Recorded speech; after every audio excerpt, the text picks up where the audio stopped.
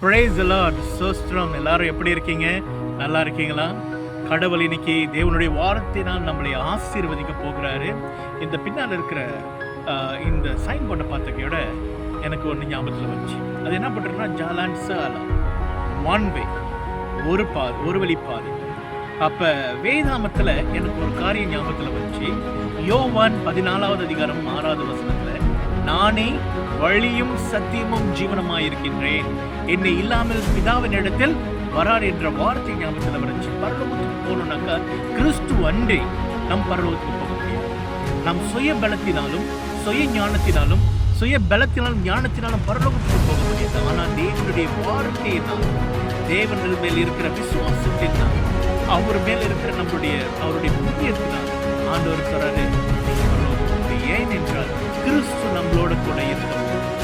அவரே நம்மளோட வாழ்க்கையில், அவரே நம்மளுடைய வாழ்க்கையில் சத்தியம், அவரே நம்மளுடைய வாழ்க்கையில ஜீவனமாக இருக்கிறார். There is no Jesus in our life.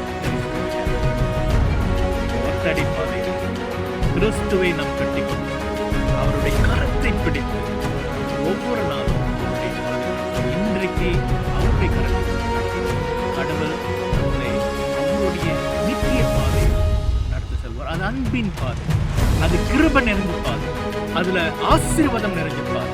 அது கர்த்தர்